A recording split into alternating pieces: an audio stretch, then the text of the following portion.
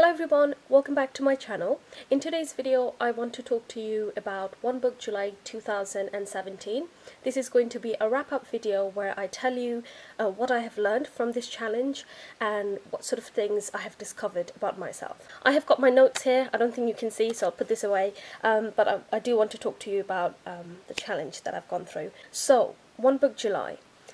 I think it was a fail for me, but then I went through a thought process where I considered it not to be a fail. I'll explain it in detail. Let me get the tip in out. So, if you guys don't know what I'm talking about or what I have done in One Book July, I'll leave a card here so you can access my older videos. Be sure to check out my mid-July update as well. Okay, so this is the tip in. This is what I wanted to do for One Book July. Okay, so this is my One Book July tip-in. I hope you can see all the items. And this is when the fail started. Can you see after that? It's all blank space. And it wasn't supposed to be blank space. Okay, so what went wrong for my One Book July? Well, towards the end of July, I was struggling to write about stuff. I think I've mentioned it in my mid-July update, where I've mentioned that I'm actually struggling to find things to write about.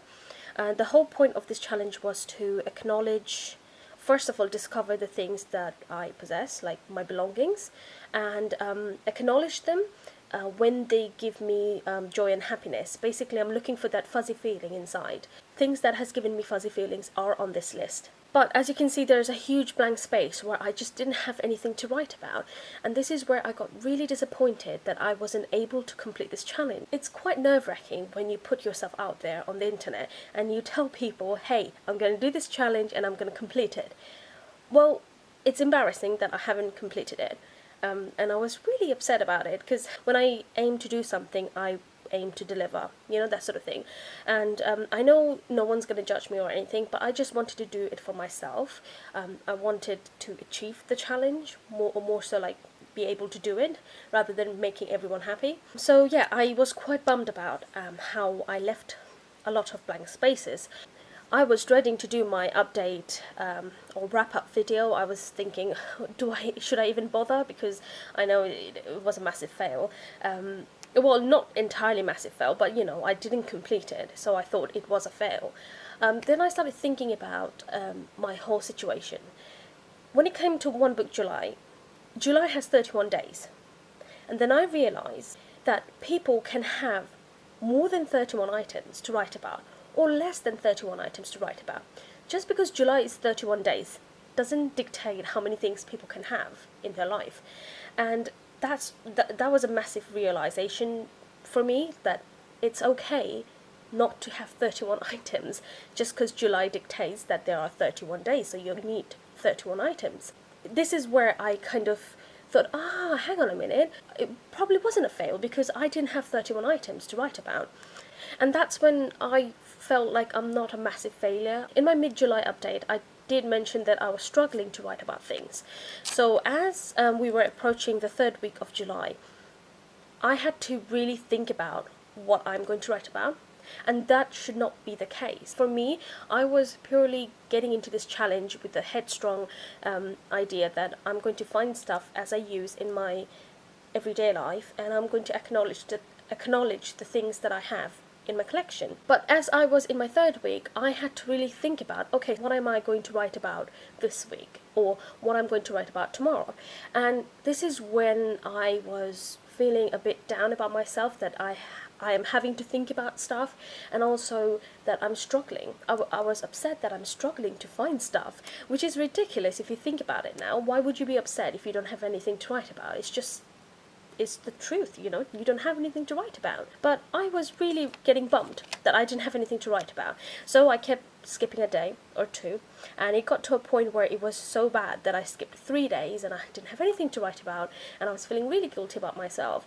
And then I gave up. I thought, you know what, if it's so hard for me to find something to write about, I shouldn't just do it, because I'm pushing myself. I'm trying extra hard to find stuff to write about, and it shouldn't be like this. It should be easygoing. So at one point I just screw it, I'm giving up. I'm just not going to write anything if I don't find anything. And I wasn't pushing myself, and that's when I was being true to myself. And I think this is quite important when you're being true to yourself. Not the giving up part, the part when I realized that I don't have anything to write about, so I won't add it to my list. And that was one of the major things that I came to realization that it wasn't a fail.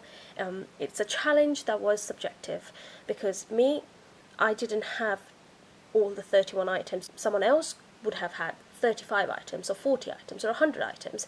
So I made some points. I'm going to talk about the things I have learned in my One Book July challenge. So I had 3 points what I have learned about myself. So one of the things that I've learned about myself in this challenge is that my taste has changed. Things that I've liked 2 years ago, 3 years ago, I don't like them that much anymore. So I've realized that my taste have changed. For example, 2 years ago, I was all over file effects. I was, buying them left and right. I was collecting them. I was really into file effects. But when I see my collection now, I don't get that fuzzy feeling. And that's what I was looking for, things that gives me that warm, fuzzy feeling. But file effects wasn't giving that to me anymore. My tastes have changed.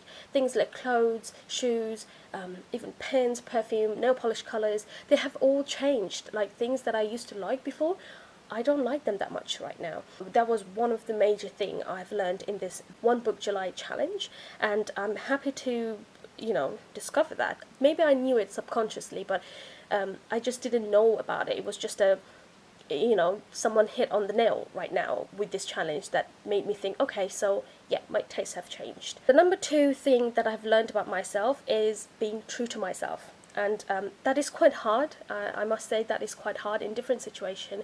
It's really hard to come clean with yourself, to be true to yourself and realize that. I was quite happy that I realized that, hey, I can't write anything anymore in that list, so why try hard? Just take a break, And that was one of the very strong feeling that I had, and honestly, I actually really loved the fact that I had that feeling, because I want to be true to myself. And when you put yourself out there on the internet, you don't want to fake things, because people can pick up on that. And this is where I'm so thankful that I stopped myself when I thought, okay, I need to find another thing, just for the sake of the space and the promise that I gave to people that I'm going to write everything, I'm going to write one thing at a time each day. But it's just the fact that I was true to myself and stopped when I didn't have anything to write about and wasn't actively looking for just a petty thing to write about. That made me really proud. That made me feel really happy that I was able to realize it and stop myself. Okay, so the third thing that I've learned from this challenge is the difference between expectation and reality. Again, this is huge. I expected to have 31 items in my list. I must say that when I was creating this tip-in and was setting myself for this challenge, I thought I'll be fine. Because I thought, I have definitely got more than 31 items in my collection. I'll be okay. I will be able to complete this challenge. And I was so wrong, because the one thing that was so important to me in this challenge was to find items that gave me joy and happiness, that fuzzy feeling inside. So with that in mind, I couldn't write about anything that I use or I have. I had to specifically find those things that were giving me that fuzzy feeling. My expectation was 31 items. Reality, I got only up to 24. And that's when I realized sometimes we over aim. In reality, it may be a lot less or a lot more. For my case, it's definitely a lot less. I expected 31 items, but reality is I found only 24. That put me into perspective when I set myself goals. Maybe I'm setting myself higher goals than I can achieve. Maybe I should lower it down a bit. I mean, this challenge was so good for me. It was a challenge to self-assess myself, and I think that was a brilliant way to do it, because July is the month where everyone can start fresh, kind of in the middle of the year, so it is a good time to do this challenge. Sometimes I don't think much about myself or how I am. Maybe your friends or family can observe about that, but you yourself, you can't realize or observe a lot of things about yourself until you do a self-assessment. And this was literally a self-assessment for me. I realized that I always try to overachieve, or I set myself a higher goal than I can achieve. Sometimes I get upset about reality. Sometimes I really push myself hard to achieve something, and when it's not possible, you should just take a break.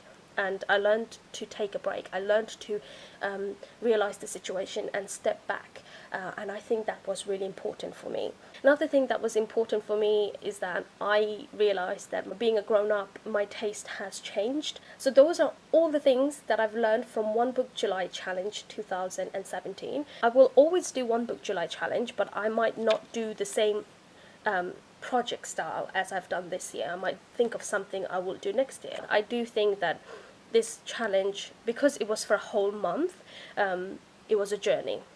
It was a journey for a whole month, which is why I was able to observe a lot of things about me and my stuff, and how I dealt with certain things I discovered about myself, certain strengths and weaknesses, and all those sort of things are so important for you to grow and to be more knowledgeable. So what am I going to do with this? Well, my initial thought was to put this in a journal, which I'm going to, and this video is almost like a video journal for me. So if I look back and try to remember what I said about this challenge, I can always look back on this video and write it down.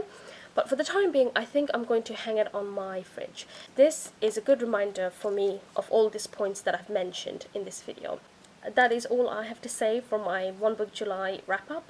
I hope you guys have enjoyed my video. Thank you so much for watching. Please check out all my other videos. They are all planner related. Thank you so much for watching my video, and I will see you next time. Bye!